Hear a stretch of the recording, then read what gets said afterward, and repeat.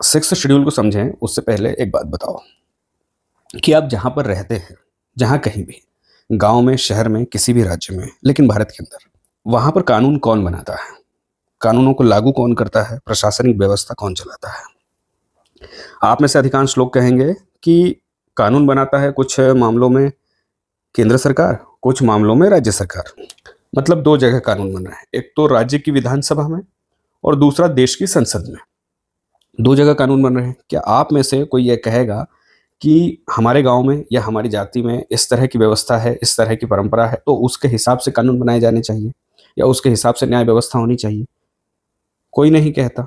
अधिकांश भारत के हिस्से में यही व्यवस्था लागू है कि वहाँ पर कानून बनाने की शक्ति विधानसभा के पास है या फिर देश की संसद के पास है। और प्रशासन के 3 स्तर हैं। जितने भी प्रशासनिक काम होते हैं, हमारे 3 स्तरों पर हो जाते हैं। एक स्तर तो है लोकल बॉडी स्तर। लोकल बॉडी स्तर में यदि हम गाँव में रहते हैं, तो वहाँ पर ग्राम पंचायत है और यदि शहरों में हैं, तो नगर पंचायत है, नगर पालिका है, नगर निगम है। इसके अलावा एक स्तर है राज्य का और एक स्तर है केंद्र सरकार का। तो ये 3 स्तरों पर प्रशासनिक काम होते हैं। लेकिन भारत के संविधान ने भारत के कुछ हिस्सों के लिए एक अलग व्यवस्था भी करके रखी है। भारत के संविधान ने कुछ ज़रूरी, संवेदनशील, मुख्य धारा से दूर, सामाजिक और सांस्कृतिक रूप से विशिष्टता रखने वाले आदिवासी क्षेत्रों को स्थानीय स्वशासन का विशेषाधिकार दिया है। इस तरह का प्रावधान किया है। तो जब भी हम सिक्स्थ शेड्यूल की बात करते हैं, तो उसमें सबसे पहली बात तो यह है कि यह जो साधारण हमारी प्रशासनिक व्यवस्था है, उससे थोड़ी-सी अलग व्यवस्था है, एक चीज़। दूसरी चीज़ जो कीवर्ड हमें याद रखना है सिक्स्थ शेड्यूल के बारे में, वो ये है कि आदिवासी क्षेत्रों के लिए ये सिक्स्थ शेड्यूल है। मतलब सिक्स्थ शेड्यूल का संरक्षण आदिवासी क्षेत्रों को मिलता है। और तीसरी बात याद रखनी है कि छठी अनुसूची के तहत स्थानीय स्वशासन का अधिकार दिया जाता है। तो सिक्स्थ शेड्यूल के बारे में 3 चीज़ें याद हो गई। पहली चीज़, जो हमारी अधिकांश भारत में जो प्रशासनिक व्यवस्था है, उससे थोड़ी-सी अलग व्यवस्था है। दूसरी चीज़ आदिवासी क्षेत्रों के लिए है। तीसरी चीज़ स्थानीय स्वशासन का अधिकार दिया जाता है। ठीक? सरल शब्दों में कहें तो इन क्षेत्रों में एक छोटी-सी, एक अलग सरकार बनती है। वहाँ पर अपने कानून बनाती है ये सरकार, कानूनों को लागू भी करती है, प्रशासनिक अधिकार भी है इनके पास, न्याय व्यवस्था भी है इनकी, उनके अलग से चुनाव होते हैं और इनके पास अपनी विशिष्ट शक्तियाँ हैं, विशिष्ट अधिकार हैं। ठीक है? एक अलग सरकार है। अब देखते हैं कि छठी अनुसूची के अंदर है क्या? तो इस तरह की जो व्यवस्था है, सबसे पहली बार इस तरह की व्यवस्था आई थी जब भारत में अंग्रेजों का राज था और भारत शासन अधिनियम 1935 में असम के कुछ क्षेत्रों को एक्सक्लूडेड एरियाज यानी बहिष्कृत क्षेत्र के रूप में वर्गीकृत किया था। मतलब जहाँ पर आदिवासियों की जनसंख्या बहुत ज़्यादा थी, लगभग पूरी जनसंख्या आदिवासियों की थी, ऐसे क्षेत्रों को एक्सक्लूडेड एरियाज के नाम से भारत सरकार अधिनियम 1935 में अधिसूचित किया था। उस समय भारत में अंग्रेजों का शासन था, तब यह व्यवस्था आई थी। मतलब इस तरह की एक व्यवस्था आई थी। और फिर जब भारत का संविधान बन रहा था, तो भारत की संविधान सभा ने एक उप समिति बनाई थी। मतलब एक समिति थी, एक मुख्य समिति थी जिसको जनजातीय क्षेत्रों के प्रशासन के बारे में राय देनी थी, अपनी रिकमेंडेशन देनी थी। उसके अंतर्गत एक समिति थी। ये समिति थी सब committee on north east frontier यानी असम एंड एक्सक्लूडेड एरियाज। ये समिति थी जिसकी अध्यक्षता गोपीनाथ बरदोलई कर रहे थे और इन्हें बताना था कि ये जो असम, नॉर्थ ईस्ट फ्रंटियर और एक्सक्लूडेड एरियाज हैं, उनकी प्रशासनिक व्यवस्था कैसी होनी चाहिए। गोपीनाथ बरदोलई असम के मुख्यमंत्री भी रहे हैं और उन्होंने रिकमेंडेशन दी थी कि वहाँ पर प्रशासनिक स्वायत्ता प्रदान की जानी चाहिए। उस समय का असम जो है, उसमें इस मैप में हम देख सकते हैं कि आज के असम से काफ़ी अलग था, काफ़ी बड़ा था, उसमें दूसरे क्षेत्र भी शामिल थे। उस समय असम में ये जो अरुणाचल प्रदेश वाला इलाका है वो भी था, नागालैंड वाला इलाका भी था, मेघालय वाला इलाका भी था और मिजोरम भी था। मतलब मणिपुर को छोड़कर जितना भी नॉर्थ ईस्ट है वो असम क्षेत्र के अंतर्गत था, मतलब असम राज्य के अंतर्गत था। इसके अंतर्गत ही जो मुख्य क्षेत्र हैं जहाँ पर जनजातीय आबादी बहुत ज़्यादा है, वहाँ पर प्रशासनिक व्यवस्था कैसी होनी चाहिए, उसके संबंध में रिकमेंडेशन देनी थी इस सब committee on north east frontier and excluded areas, इस समिति को, जिसकी अध्यक्षता गोपीनाथ बरदोलई कर रहे थे।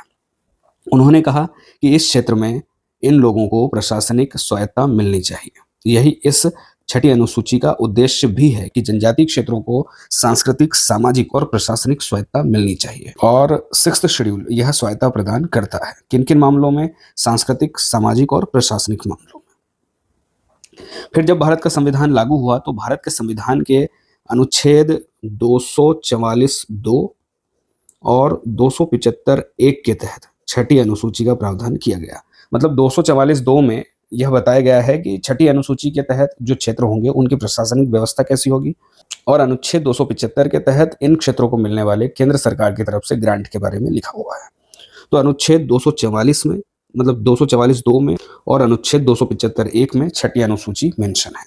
ठीक है, 244 इंपॉर्टेंट है क्योंकि 244(1) में 5th शेड्यूल के बारे में लिखा हुआ है और 244(2) में 6th शेड्यूल के बारे में लिखा हुआ है। 244(1) में 5th शेड्यूल है। 5th शेड्यूल में 10 राज्य हैं। 10 राज्य हैं कहाँ पर? 5th शेड्यूल में। और 6th शेड्यूल में 4 राज्य हैं। 4 राज्य कौन कौन से हैं? असम है, मेघालय है, त्रिपुरा है और मिजोरम है।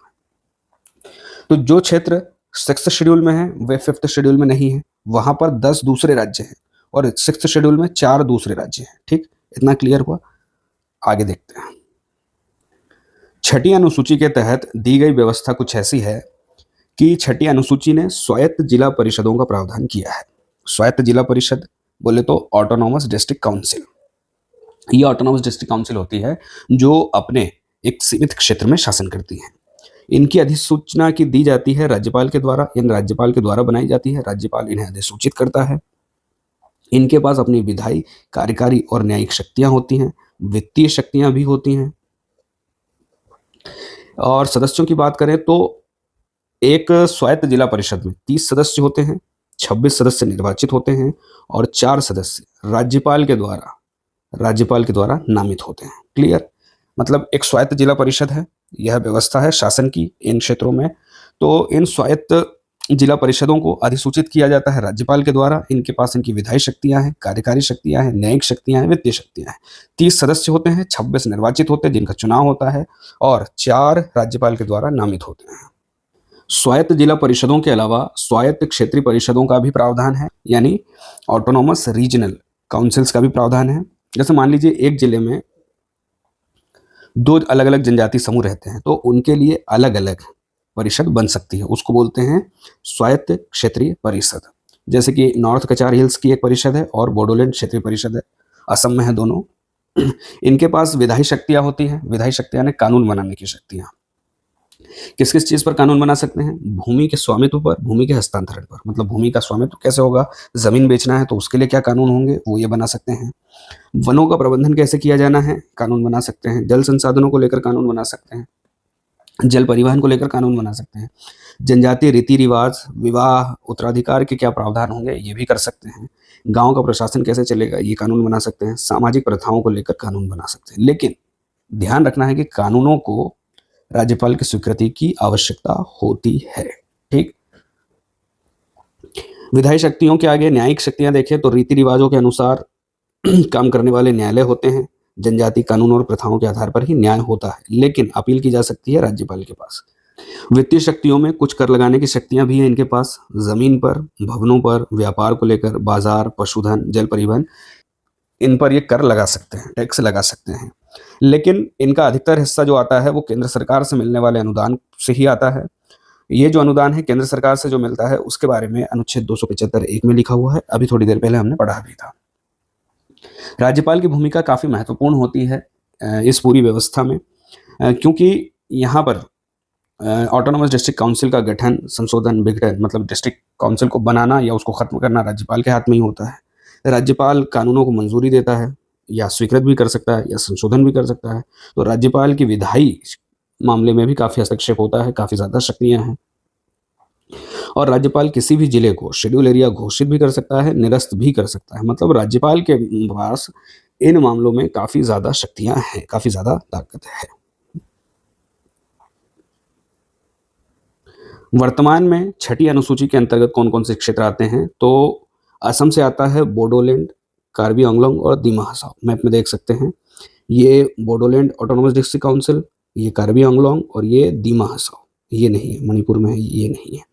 असम में 3, बोडोलैंड, कार्बी आंगलोंग, दिमा हसाओ। बोडोलैंड, कार्बी आंगलोंग, दिमा हसाओ। मेघालय में भी 3 है, गारो, खासी, जैंतिया। गारो, खासी, जैंतिया। गारो, खासी, जैंतिया। त्रिपुरा में एक है, Tripura Tripura tribal area autonomous district council, ये है, एक ही है, त्रिपुरा में है। और मिजोरम में 3 हैं, चकमा, लाई, मारा। चकमा, लाई, मारा। छठी अनुसूची के तहत सिर्फ 4 राज्यों में, असम में, मेघालय में, त्रिपुरा में, मिजोरम में, ये 3 असम में, 3 मेघालय में, 1 त्रिपुरा में और 3 मिजोरम में, ये ऑटोनॉमस डिस्ट्रिक्ट काउंसिल बनाई गई हैं। बोडोलैंड, कार्बी आंगलोंग, दीमा Hasao, Garo, Khasi, Jaintia, Tripura tribal area autonomous district council, Chakma, Lai, मारा।